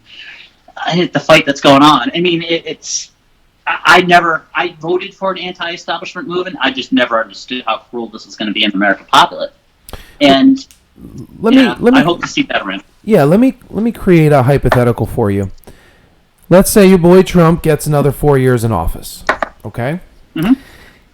Do you see people, and when I say people, I mean the masses, do you see, and now, in all fairness, Trump has quite a lot of supporters, but I'm saying the people who are not behind him for the reasons that the media is projecting, do you see those Americans coming around and siding with Trump, or at least seeing the light that you talk about and the good things that he's doing, both economically and socially? Because what I see, and now this is my opinion for a moment, is that policy is one thing, but unifying people is another. And what you just said, I look at it almost as a form of self-segregation. People are pocketing themselves. And it's you're either this or that. There's not much gray area. It's very binary. So one thing, you can say what you want about Obama or when the Democrats were running office, but one thing about Obama was he had the ability to speak with a prose that unified people and made people feel like included. Yeah, exactly. Mm-hmm. So do you see that changing? Do you see people coming around in order for that to change, Trump's going to have to get the same tool set Obama had and have a better media. That poor guy is getting attacked left and right, and he has no support from the media, just a complete attack. Yeah, he's blunt. Yeah, he's got his blunt style, and maybe he can't sell it the car salesman type as others have in the past. But the bottom line is he's real, he's raw. The Americans, I'm going to tell you right now, I do think he's going to be reelected. I mean, I grew up, I'm 41 years old. I remember going in high school in the 90s, and Bill Clinton I remember he was president. That was the last time I remember this country having hope as far as financial. And I remember coming out of high school thinking I was going to have a good life. I was going to make good money. And then over the next 20 years, I just got stuck in this huge-ass recession. We all were. And I don't know if you remember before 3 years ago being poor all the time, but I do. And if every American sits there and so they are now to where they are today, I think that's going to be a big factor. He's brought economic success to this nation, and that's one of the things going to be the biggest factor people are going to vote for. I think a lot of people are awake to the media, and if it is what it is, and you're taking your partisan side, you're going to take whatever side it is because it's going to support your partisan side at this point. But I don't believe there's anybody in this nation that really believes what CNN's saying. It just is what it is. They lost all credibility. We need to have more trust in our government, trust in our media, in order for us to have trust in our president. It's not just him, it's a whole system and a whole establishment which needs to be reconnected, rebuilt, restructured. And as we go through this anti-establishment explosion war, and I do predict that over the next couple of weeks we're going to see some very, very, let's say, enlightening information come to light. So regarding the impeachment stuff, what are you talking about? No, I'm speaking more of what's going on with the deep state. If anybody followed QAnon or anything, I followed them for years, and everything that's happening today I knew about a year and a half ago. Follows who? What was it? We missed that part. Follows who? Oh. I was a member of QAnon, following QAnon. I break down the codes and did my own research. Okay. And a lot of what's going on in this country now, it was something that, I'm sitting back. A lot of people are still fighting politically. I'm like taking a deep breath, trying to step away from it right now, because I'm like, it's here. I've been waiting forever. Because they're, sealed indictments, things are coming through. Like today, they came through. The New York Post, right before I came on, breaking out that that someone from the deep state's breaking into the journalism, and he just got arrested. You're going to see a lot more of this coming out. And you're going to see what's going on as far as the establishment. As more people understand what was going on with the establishment within the government, I think a lot more change is coming, rather than just hate. Yeah. You're always going to have the far left that's going to sit there, and they're going to be venomous, and they're going to want this because they had their vision stolen from them in the 2016 election. They thought they were running for the gold and they were going to control the other 70% of this nation. That's not happening no more. The hate definitely needs to change. So what do you think, if given the proper platform, meaning in a perfect world, non-biased media, it is what it is, straight from the horse's mouth. It's not sound bites diced up to steer a specific narrative. What do you think Donald Trump could change in his speeches and his delivery to the nation to unite and make people feel more included and especially minorities? Because if you talk to people, that's probably the I'd say the main reason they dislike the guy is because they feel like he's a racist, he's a misogynist, he's a womanizer, all of these bad things, and they all come from very specific sound bites. Why is he a racist? The top one is, he said all Mexicans are rapists. He didn't say that clearly. It was a very specifically manipulated piece of audio and video from a speech that he gave, talking about people who were border crossing, and some of them were in cartels, and some of them were trafficking drugs. And I get that, but what I'm saying is, forget all that nonsense for a second. What could he do at this point, in your opinion, to help unify people? Destroy the media completely. Go for the kill shot. He's working on it. In all honesty, I'm going to be honest with you. It is what it is. The guy's human.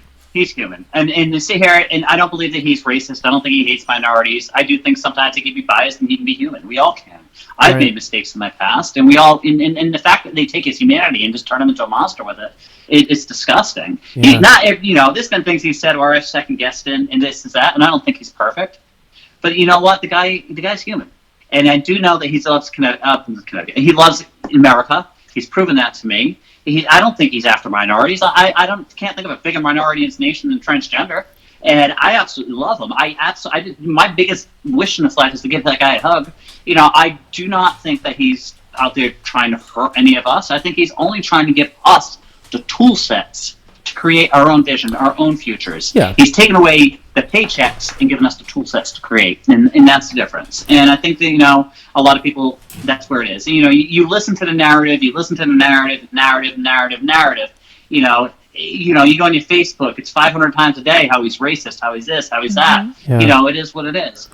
I don't, that's that narrative. And I'm going to tell you right now, I remember Trump before the election. I remember him hanging out with, a lot of the famous black people. And he was loved. He was adored by the same people attacking him and calling today. What changed? Yeah, he's in quite a few hip-hop songs, too. I mean, prior to him running for the presidency and getting in the political game, people idolized him for...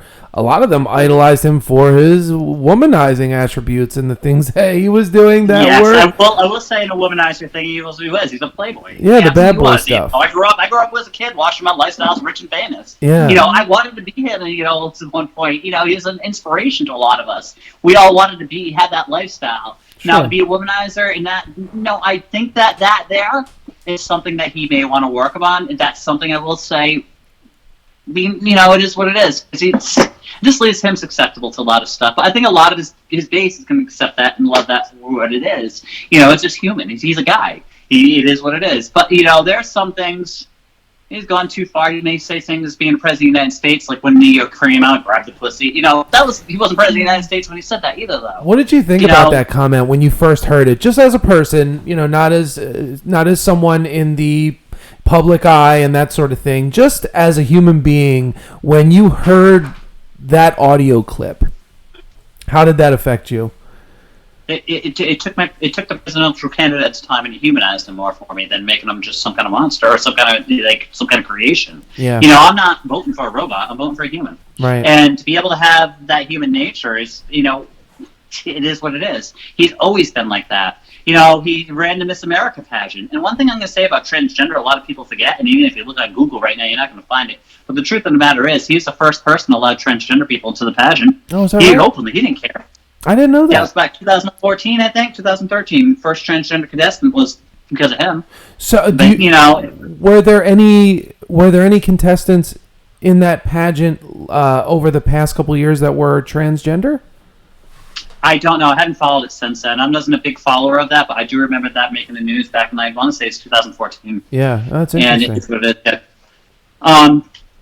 And so, one of the things when Trump was in the campaign and first coming out, and I was like, if I ever had a president I thought might have been into trans in his closet, I thought it might have been President Trump. So I was like, I don't think he's going to hate us. I was sitting there thinking about the other GOP nominations going in. That was one of the reasons why I used my preference of the GOP party as a transgender American.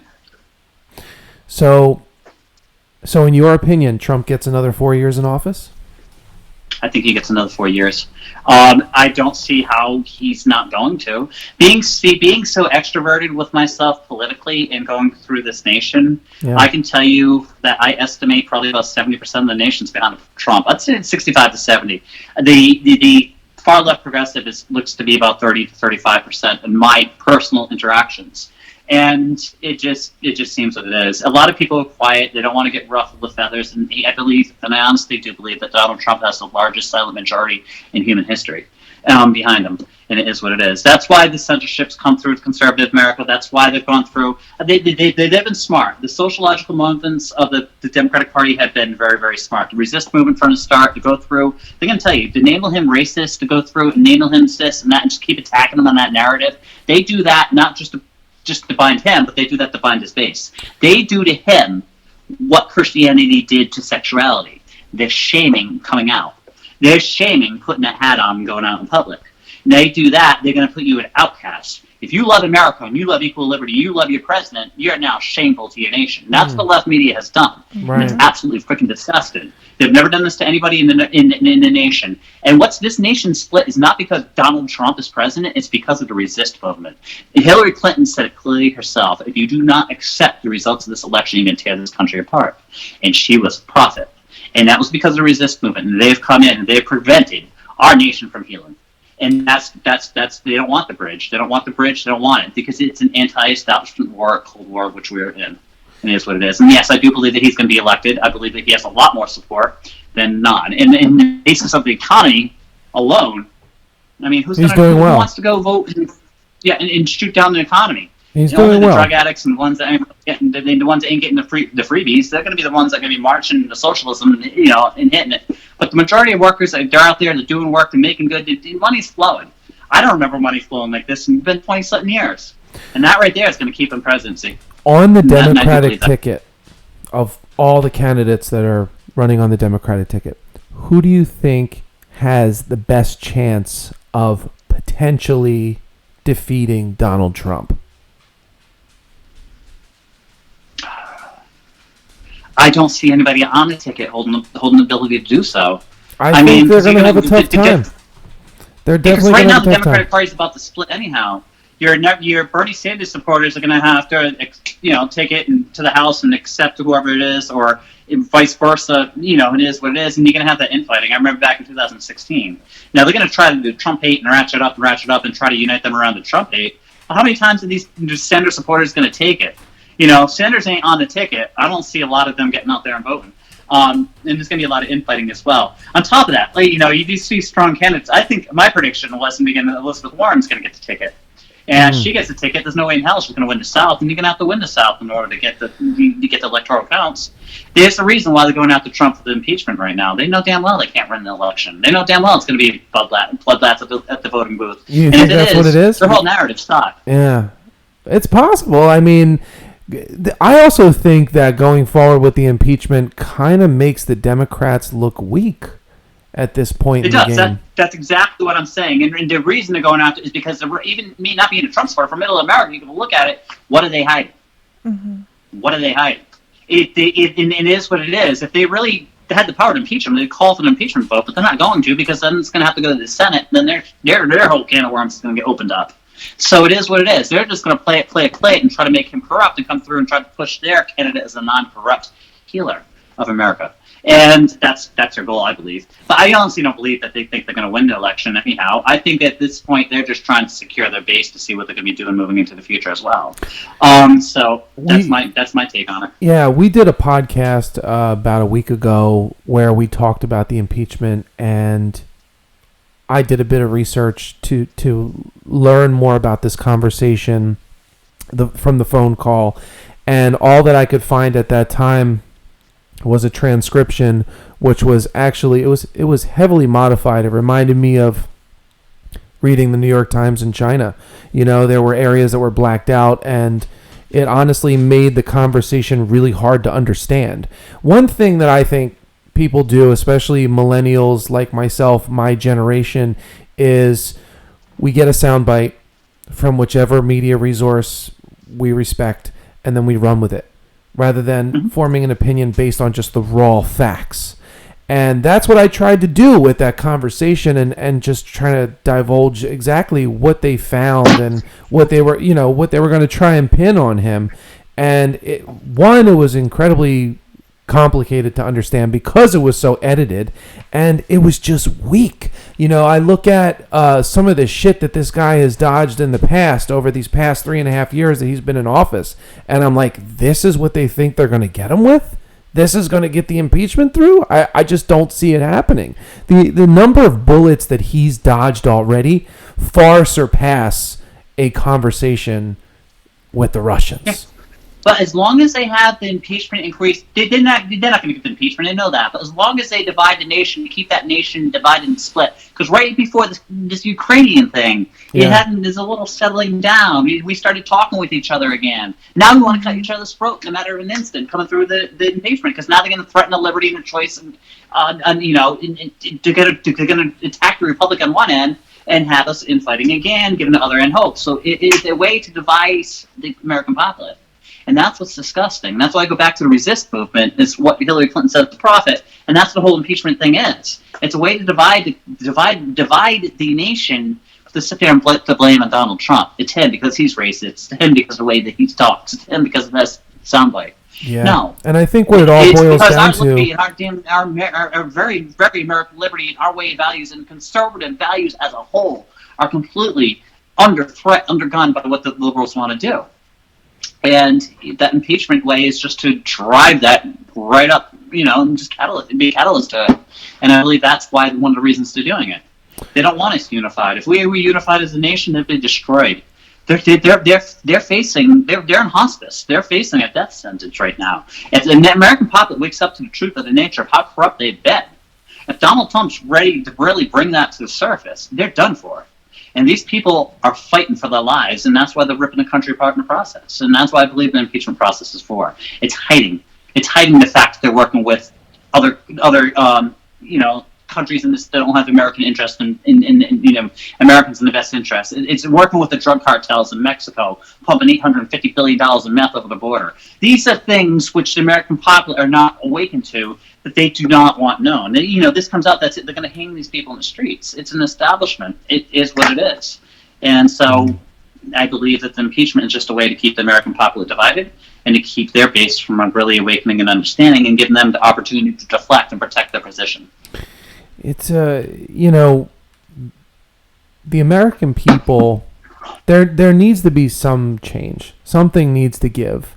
Put all this shit aside. It really comes down to, we almost seem to be taking a step backwards now from the evolution of the unity of people.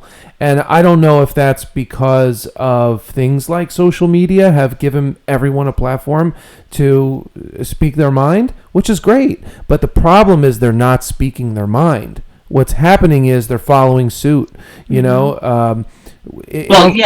It almost seems like whatever the consensus is what becomes true. And consensus does not always mean truth. It just means popularity, basically. That's wanted to bring up, and that's wanted to bring up my position to thank you today for allowing me to have a voice. Absolutely. If you're going out there and the media is out there silencing people who could bring in the middle, who could bring there and have a voice and show different perspectives, how are we going to have anything but that London think tank on through? And it is what it is. And a lot of that I do blame in the media. I blame in social media, absolutely. And the fact that they have shadow banned, the fact that they have kept these voices to keep, because what they've done is they took America's round table of understanding and they freaking destroyed it. And they put it into the narrative to push whatever they want to by shadow banning, by amplifying, by pumping in this media, then discrediting that. There is no round table. There is no understanding. And it really takes really unique people to go out there, fight, and try to bond and do so. And it is what it is. You're talking to someone who does it every day, and it is an uphill battle consistently. Luckily, I'm someone, like I said, that admires adversity, and I love it, and I'm addicted to it. Yeah. But most people are not. And as you sit there, and that's what it is. We don't have that round table. The social media really has been gasoline for it as they torched a match on it and shut and pushed their agenda. So it is who it is. Whoever controls the flow of information controls whether or not we're going to heal as a nation. Not the president, not anybody else. Whoever controls the flow of information will be devices on whether or not we're going to heal as a nation. Because we need to have that communication. We need to have those bridges. We need to have those avenues of understanding. And as long as we're sitting here divided, there is no conversation going on. There's nothing but rationing out the hate. And that's what's wrong. Kristy, we can't have our shared ideas and to be able to educate, teach, and grow.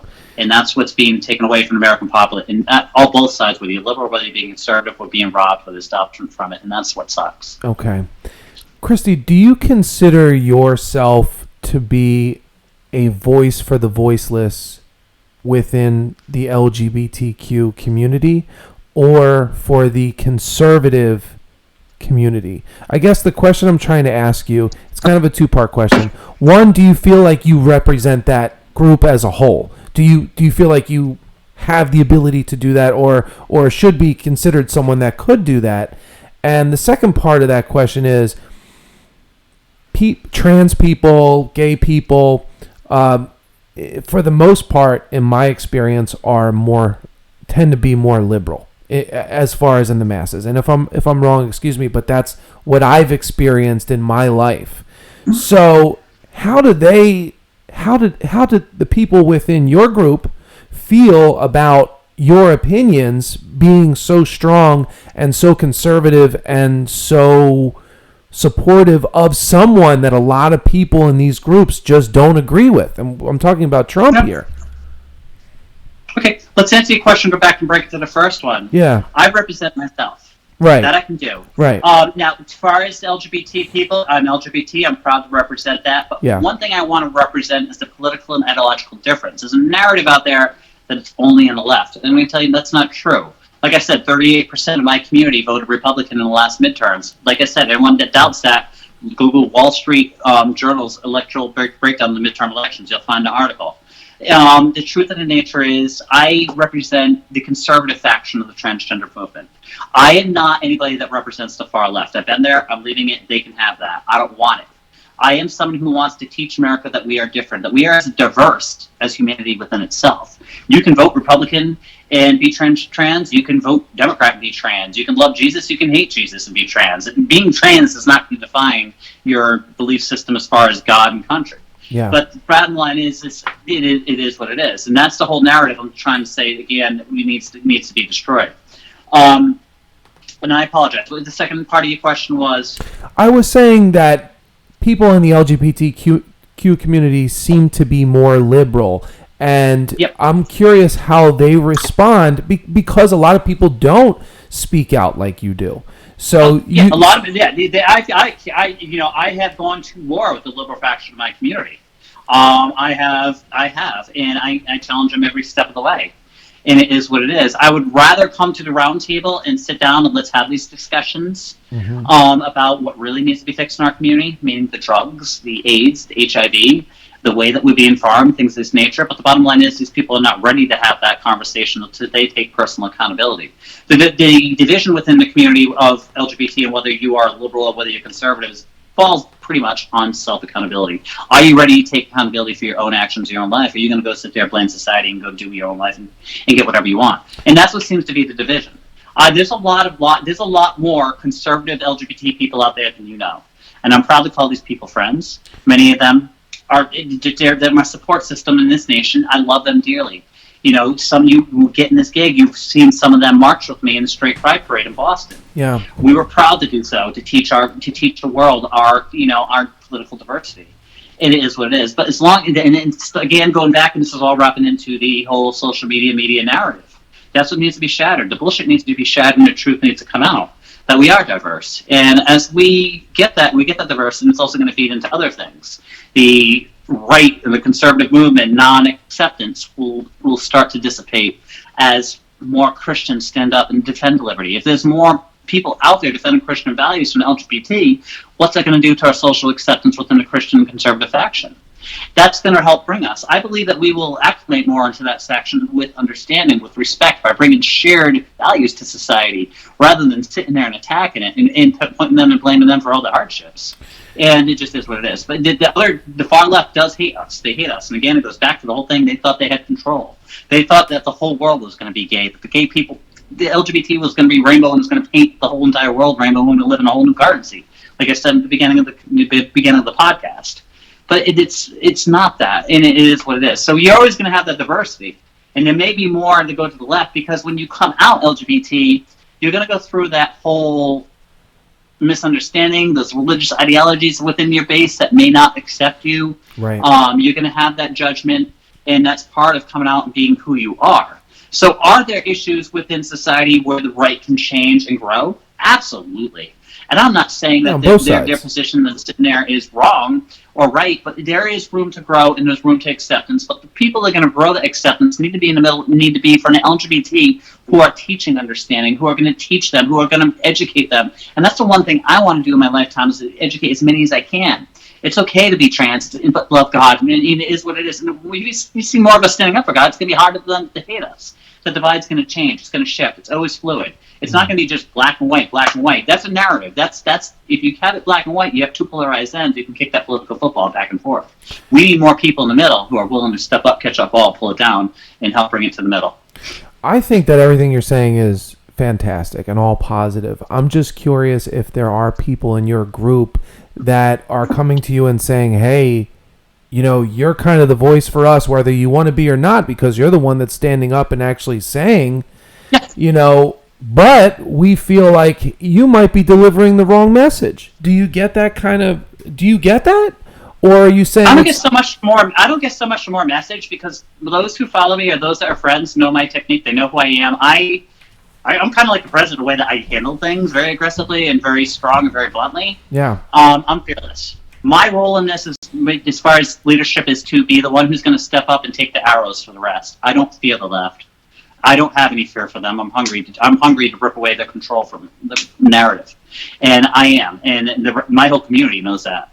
And as I'm on that, hungrily ripping apart that narrative, they come after me. I sent you a thing I know in our emails back and forth. The Antifa, Black Mass Antifa, named me one of the top people they want to take out. Yeah. And it is what it is. I love that. I pride myself on that. And they promote me. Go ahead and promote me, Antifa. You guys work for me, and I love that they're my bitch. But the truth is I'm the one who's going to stand up and take the arrows to the rest of them, so the rest can feel more comfortable, come through, step up, and start voicing their opinions. And I'm proud of that. Well done. That's what my place.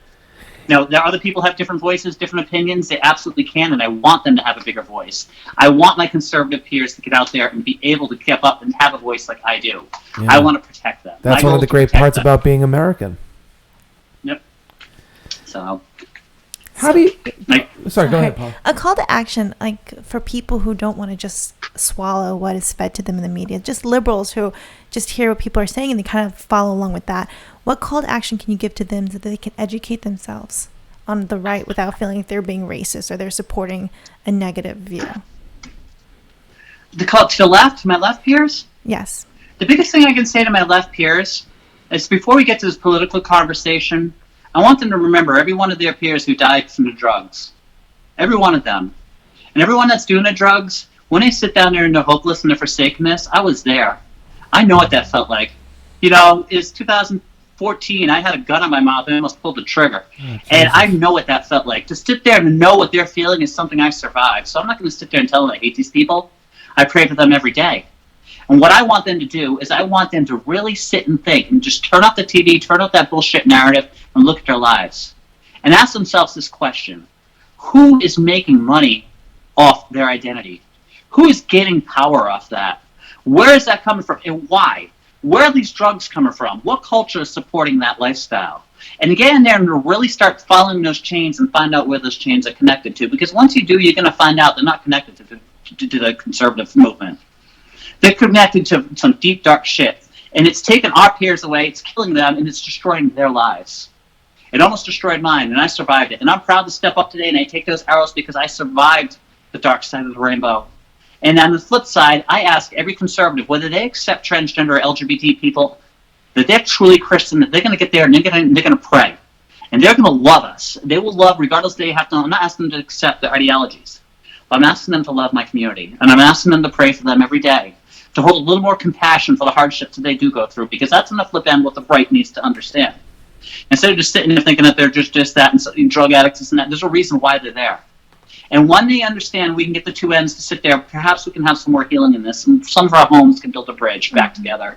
Because that's what needs to really happen. That's what I hope happens.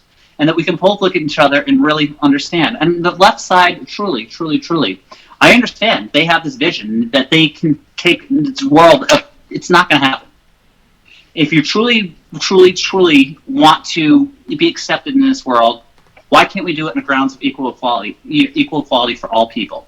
This is one thing the LGBT movement has preached for years. All equality, all inclusive. Mm-hmm. Yeah, I had people out there threatening to rape me, throw piss at me, shit me, wanting to kill me when I marched to support free speech and true equality and marched in the Straight Pride Parade. Mm-hmm. You know, where is that true equality? Yes, we have had unique hardships, and that needs to be understood, and that has been understood, but it can be understood a lot better. But by going through and throwing piss and shit at conservatives and threatening to kill them, it's not going to build no bridge of understanding and betterment. If you really want to move in the future, let's bring it to the round table. Let's bring it to a place where we can find people who are willing to work in the middle, get those people together, and let's build a bridge. Because until then, we're going to have nothing but hatred and division in this nation. And I don't believe in that. I believe that we are better, and we can be much better. And I'm asking my peers on the left to truly ask those questions, really follow their chains and find out where they lead to on their own. Because if they do that, they're going to be on my side. Well said.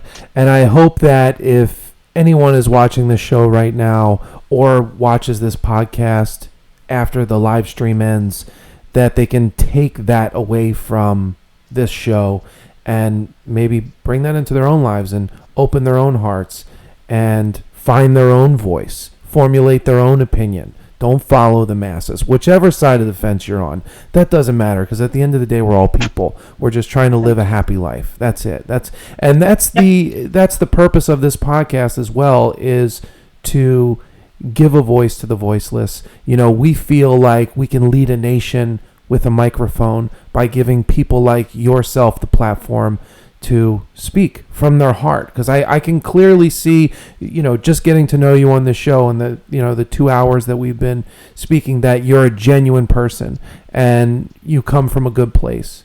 One thing I'd like to do, so thank you for that. I'd just like to say that now. Thank you, because I think your story is really inspiring. You've been through a lot, and to be where you are now, in this position, I think people can look at that and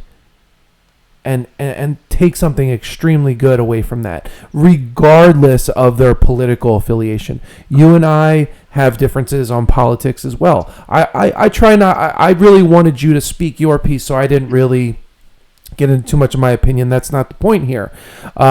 But I think regardless of whether you're a Trump supporter, a liberal, a conservative, a Democrat, or whatever you are, at the end of the day, we all just want to live a peaceful, happy life and be able to do that without persecution from our peers. So one thing I wanted to do now, we have a couple questions that people had emailed us that we let know you were going to be on the show. Polly has them. So if that's okay with you, I'd like to read a couple of those off and then get your answer on that. Is that cool?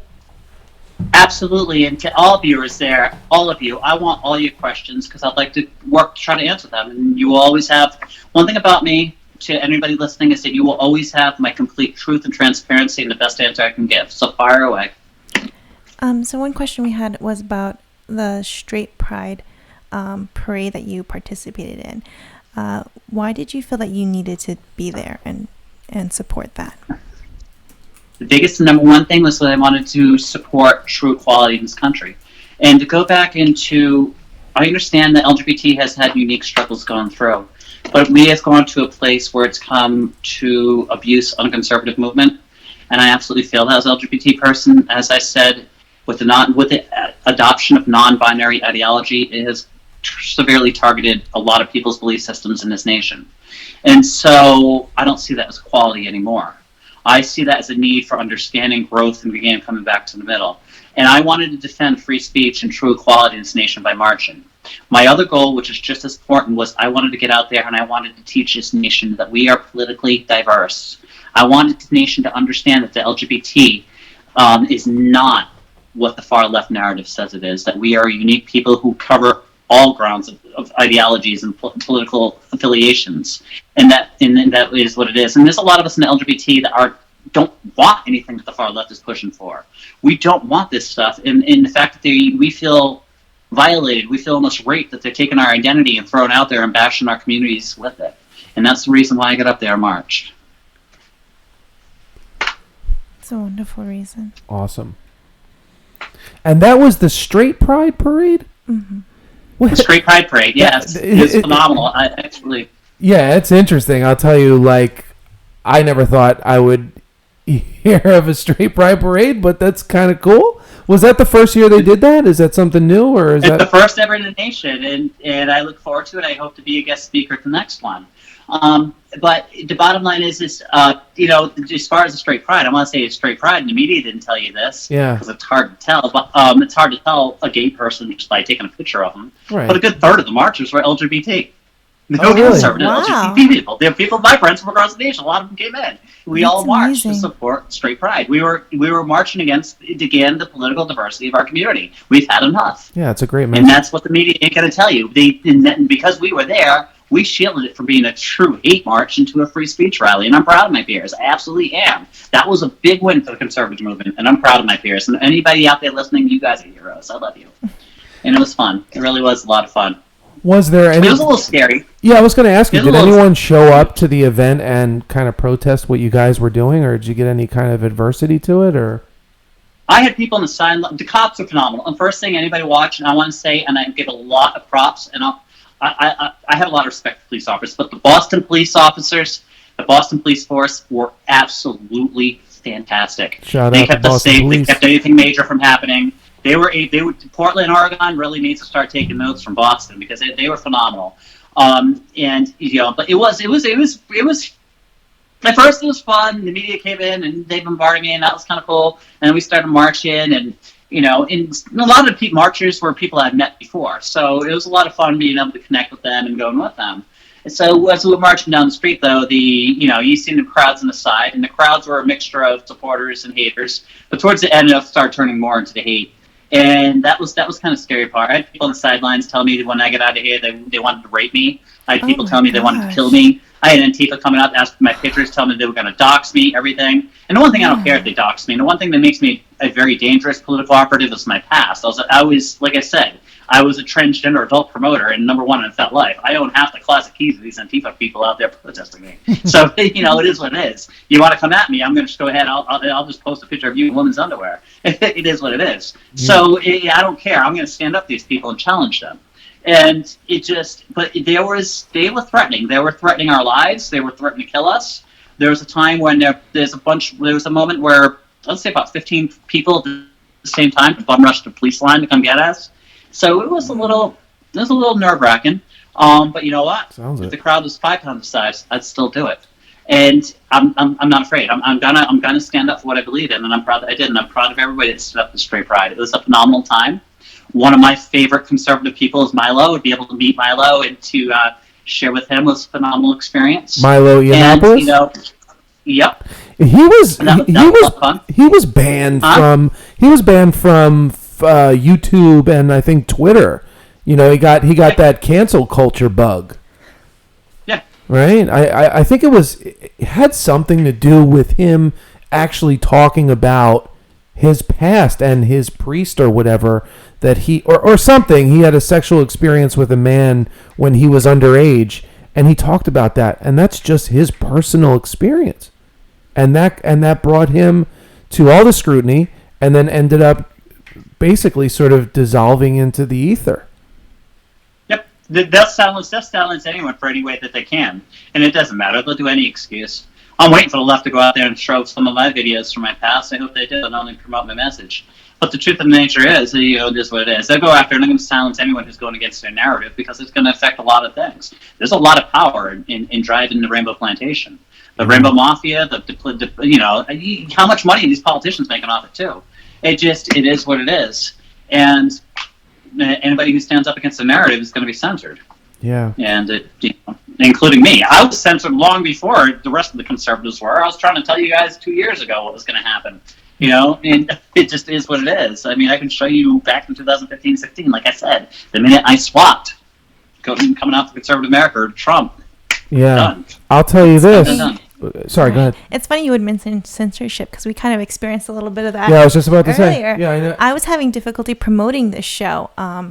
Actually, I couldn't do it unless I signed up with my ID and some information just to promote the show. And then Moshe posted on his social media. And I lost just by promoting your episode. Just your episode. And using the thumbnail that I chose to use, which was you with the Trump 2020 flag. I lost, I think it was 30 followers or 32 followers. Which is crazy. Just because of that post. Which I'm fine with. I don't care. I mean, if I'm going to lose followers because I choose to have someone on my show that I find interesting and intriguing, so be it. But what is your workaround? Like when you are getting censored, how do you still get your message out? Because we want to inform people. We want to keep their minds open. So how do you work around And that? this is where it brought me to today. And today you guys are absolutely heroes to me. What they did, and if you look behind me, this is the flag that I had signed that flew at the Walkaway March back in November. Millions of people saw this sign give the big bird to the Democratic Party as I marched in the Walkaway March where Brandon Stark and the rest of the Walkaway campaign.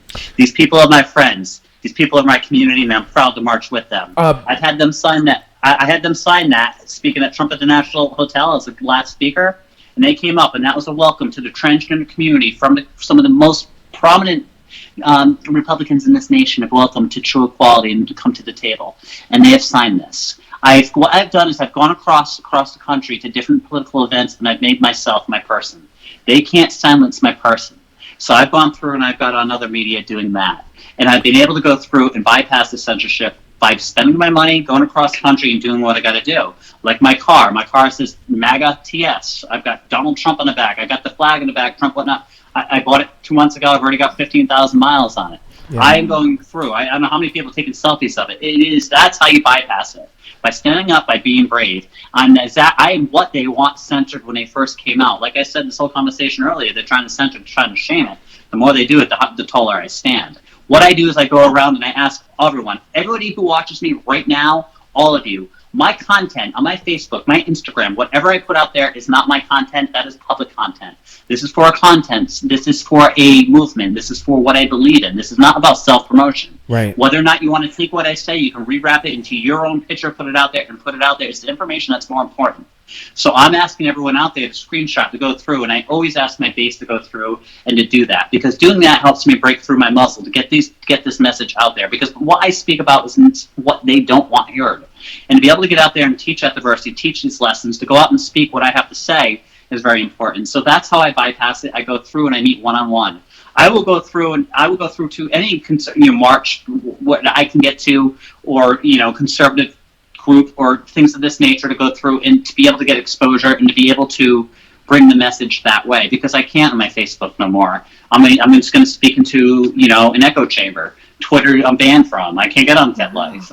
It is what it is. I'm very lucky. There are some websites out there, and I'm not going to name them, from like my adult pass, things of this nature. Mm-hmm. I'm going to tell you right now, I have the most G-rated accounts on many adult media platforms. They let me have a voice. And well, we're happy to have you here on this show. It is what it is. And I get a lot of people like, wow, yeah. And so to be able to go in different unique avenues to get out there and get the word out, I've been very effective. But as far as the main ones, no. So like I said, that flag, I go out there, and I like to go to different rallies, different events, and those that most certainly I can go to, that's what I'll do. Like at the 4th of July, I was there. I was my trans flag, my Trump flag, walking around among thousands. The Straight Pride Parade, the Walkaway campaign, things of that nature, and I want to be involved with more. And on top of that, the other thing I do to get more exposure is my friends. I get on them, I help them. I have a lot of friends throughout the Walkaway movement, which have been very successful in helping me as well. And I'm kind of been a lot of fun. I've been able to meet a lot of them off my social media, and I've been traveling around the nation and getting to spend some time with a lot of them. Mm-hmm. And these people are not just fellow, political activists. These are people becoming my friends, and I absolutely love them. And it's not just the political activism; it's also the Christian activism. I love Christian America. I really do. They hit Christian rock music, so concerts. As as a transgender person, is amazing. You go out there, you make friends, you mingle. And to be able to do that, it's in my unique personality as a transgender woman, and me being so extroverted brings a lot of attention. I'm able to get on other people's media to bypass through that. And that's what's been able to keep me survive, to be able to fight through, to get the message to where I'm now today, and hopefully growing. Awesome. And I want to thank you guys personally. A big, big thank you for tonight. Thank you. Absolutely. Now, were there any other questions from our No, I think she answered everything. Okay.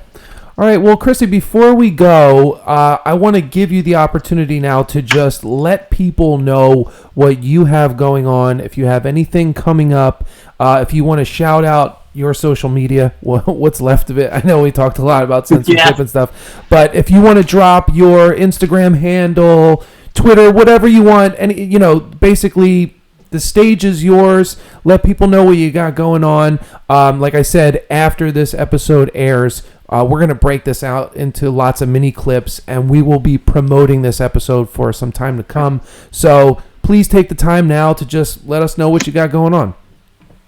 Okay. Like I said, mostly it's not about self-promotion. My media is destroyed anyhow. But I'd like you, my Facebook is Kristy Greczkowski, GretzKowski. And if you find me there, that's the main platform that I use to communicate with. And if you want to find me there, most certainly, that's the best. I also, an Instagram account would be my second, really, that I use for social media. And my handle is Trans for Trump. That's TRANS for Trump 2020.